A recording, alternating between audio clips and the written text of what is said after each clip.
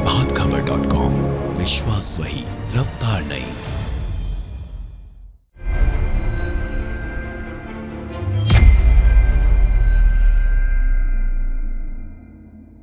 ये second season जो है वो पहले सीजन से बेहतर है और बेहतर बनाने की कोशिश हम सबने मिलके की है।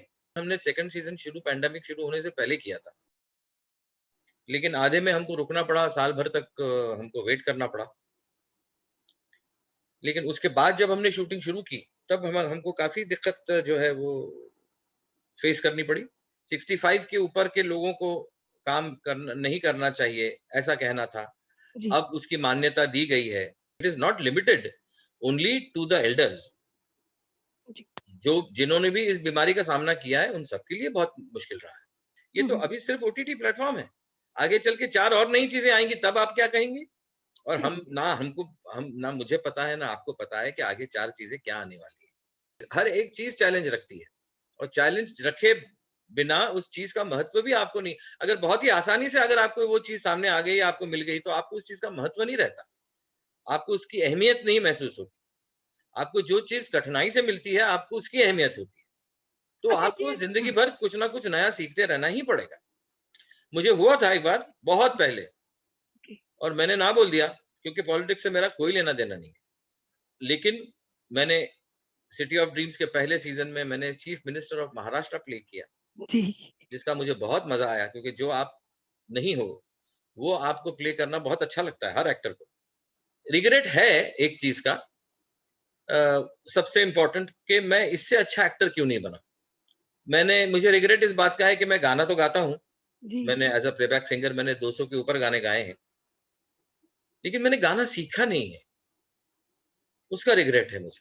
जी सर। तो मेरा ड्रीम तो बचपन से रहा है और बड़े होने के बाद भी मेरा ड्रीम रहा है कि मुझे प्लेन चलाना है सर।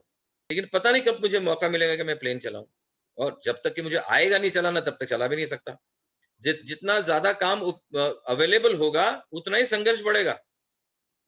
पहले के ज़माने में संघर्ष नहीं था ऐसी बात नहीं, संघर्ष था, लेकिन काम उतना ज़्यादा नहीं था और काम के मुताबिक संघर्ष था।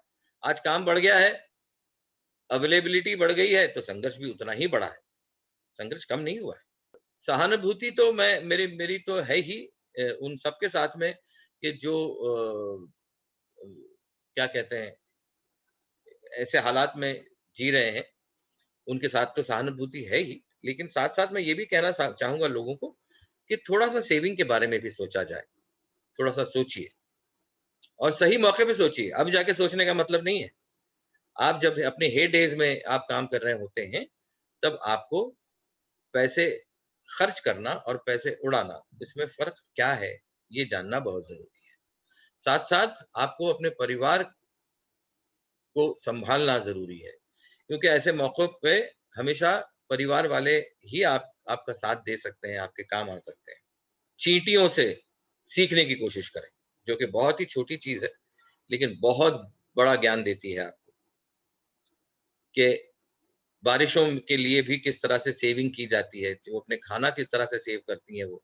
इतनी छोटी-सी जान होती है, लेकिन फिर भी एक शक्कर का दाना जो है अपनी पीठ पे लेके लंबा चल के जाती है और कहीं पे वो सेव करके रखती है, और उन्हीं को पता होता है वो कहाँ उन्होंने सेव किया हुआ है।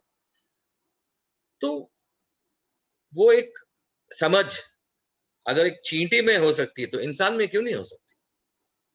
कॉन्संट्रेट मैं कर रहा हूँ हाल फिलहाल रिलीज पे अपने सिटी ऑफ ड्रीम्स, माया नगरी city of dreams second season के, और बाकी बिकॉज ऑफ पेंडेमिक कोई चीज फ्लोर पे मेरी गई नहीं। हालांकि मेरी राइटिंग और मेरा क्या कहते हैं, प्लानिंग बहुत आगे तक गई है, लेकिन जब तक कि वो मटेरियलाइज नहीं हो पाती, तब तक मैं उनके बारे में डिक्लेयर नहीं कर सकता। प्रभातखबर.com, विश्वास वही, रफ्तार नहीं।